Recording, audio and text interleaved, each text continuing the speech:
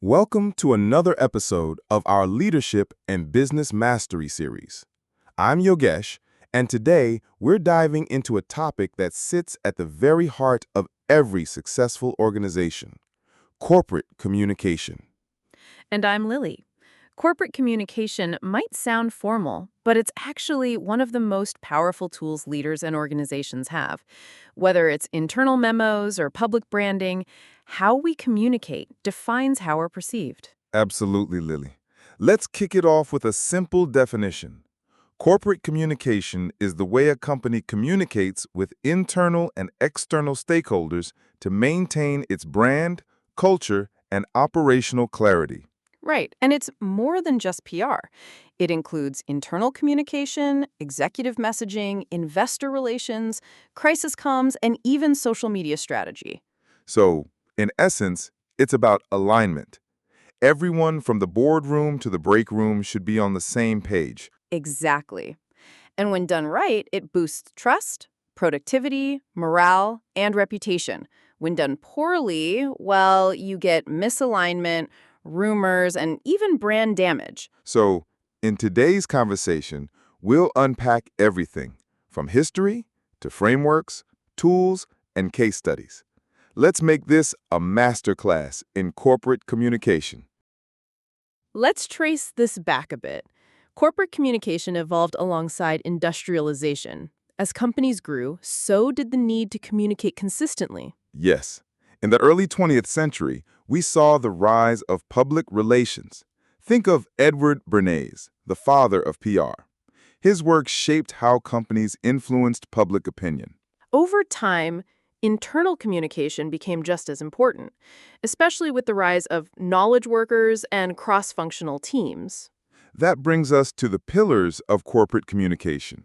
We usually break them into internal communication, external communication, crisis communication, leadership and executive messaging, and brand and reputation management. Let's unpack internal first. It's the lifeline of culture. Emails, town halls, newsletters, Slack updates. And external. This includes press releases, media interviews, corporate blogs, LinkedIn, X, formerly Twitter, YouTube, and official websites. But it's not just about what channel. It's about how and when to use them. For example, bad news should never be broken over email alone. Exactly. Let's say there's a major restructuring. An email might deliver facts, but it lacks emotional intelligence. That's where leadership town halls or video messages come in. And visual communication is growing. Infographics, videos, and even memes, if used appropriately, can boost clarity and engagement. One key principle here is consistency. Mixed messages through different channels create confusion. I love the phrase channel harmony. All tools should sing in tune with the brand's voice. And don't forget measurement. Engagement metrics, pulse surveys, feedback loops all help improve communication strategies over time. Let's zoom into internal communication. It's the glue that binds company culture. Culture is communicated, not just in what's said, but in what's left unsaid. The tone of your emails, the transparency in leadership updates, it all adds up. We often say, culture eats strategy for breakfast, but communication drives culture. From onboarding to exits, how people feel depends on how they're communicated with. Let's take an example. Say a company is shifting to remote first. The way that message is delivered determines whether employees feel empowered or abandoned. And transparency builds trust. Leaders must strike the right balance between honesty and optimism. Internal communication is also a great tool for recognition. Celebrating wins, spotlighting teams, it fosters morale. But silence or corporate jargon alienates employees. Employees want to feel heard and included, not managed like assets. That's why listening is just as important. Suggestion boxes, anonymous Q&As, employee surveys, they give voice to the ground truth. Bottom line, internal communication drives engagement, retention, and alignment. Let's now talk about stormy weather, crisis communication. Every organization faces a crisis at some point. What matters is how you respond, swiftly, clearly, and with empathy. Crisis communication is about 3 R's: respond, reassure, and recover. Think of classic examples. Tylenol's 1982 recall. That's textbook crisis handling.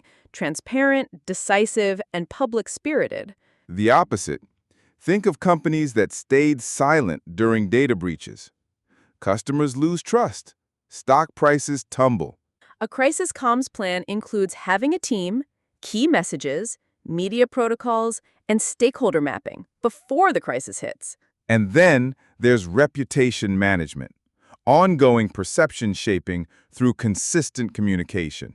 This includes leadership presence on platforms like LinkedIn, regular thought leadership, media features, awards, and social responsibility initiatives. Reputation isn't built overnight, but it can crumble in a day, which is why proactive storytelling is essential.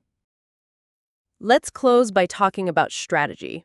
Great communication doesn't happen by chance. It's designed. Every communication plan should tie to business objectives. Ask, what's the purpose? Who's the audience? What's the desired outcome? Then comes the execution plan. Channel selection, content calendar, feedback loop, and alignment with other teams like HR, legal, and marketing. And measurement is crucial. Track open rates, engagement, sentiment analysis, media mentions, brand health scores. Tools like Staffbase, Simpler, or even Google Analytics help quantify a comms impact. Now, let's talk about the future. AI is changing communication. Think chatbots, content automation, even real-time translation. Gen Z entering the workforce also means communication styles are shifting. More visual, more interactive, more authentic. And hybrid work models will demand better asynchronous communication practices. I couldn't agree more. And with purpose. See you soon. Thank you, Lily. Beautifully said. And to our listeners, and always remember, don't forget good communication isn't what you say, it's what others understand. If you found this episode of Corporate Communication useful, don't forget to join us leadershipacademy.tagbizsutra.com. Do share it with your friends and colleagues and leave your review. Until next time, corporate communication is a leadership function.